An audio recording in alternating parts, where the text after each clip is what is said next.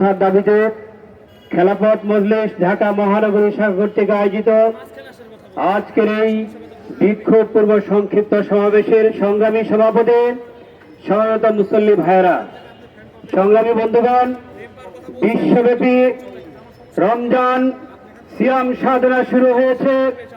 গোটা দুনিয়ার একটি রেওয়াজ হলো রমজান আসার সাথে সাথে দ্রব্যমূল্য কমে যায়, সব জায়গায় ইমানের পরিবেশ তৈরি হয়।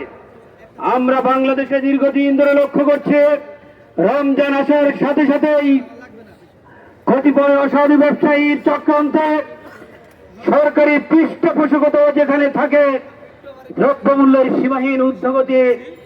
আমরা বলতে চাই, জনসাধারণের রোজা পালনের স্বার্থে দ্রব্যমূল্যের নিয়ন্ত্রিত মূল্য আমরা কামনা করে আমরা দেখেছি, এমনকি যেখানে খেজুর দিয়ে ইফতার করা হয় সেই খেজুরের উপরে হাত দেওয়া হয়েছে, বলা হয়েছে নাকি জাহাজ ডুবে গিয়েছে। বন্ধুরা আমার, আমরা বলতে চাই, এই কঠিন সময়ে নতুন করে রমজানের প্রথম দিনেই যখন আমরা শুনতে পাই রমজান শুরু হচ্ছে, তারাবি হবে, তার আগে আমরা শুনতে পাই যে মহাসড়কে যে চাঁদাবাজি হয়, দীর্ঘদিন যেটাকে আমরা চাঁদাবাজি বলে জেনে আসছি, সেটা নাকি আপোষে লেনদেন করে চাঁদাবাজি নয়। বন্ধুরা আমার, আমরা তীব্র নিন্দা জানাচ্ছি এবং নবগঠিত সরকারকে জনগণের পালস বোঝার জন্য আহ্বান করছে।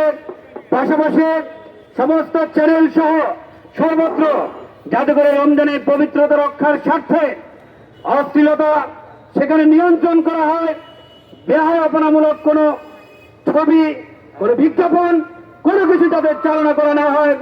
রমজানের এতটুকু পবিত্রতা আমরা আশা করতেই পারি, যেখানে বলা হয়েছে মহানবীর ন্যায় পরায়ণতার আলোকে দেশ চালাবেন।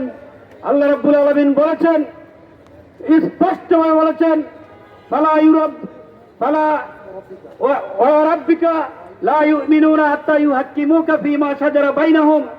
বন্ধুরা আমার, ওই লোকদের কোনো ঈমান নেই যারা মহানবীর দেওয়া ফয়সালা মতো ফয়সালাকে যারা মানে না।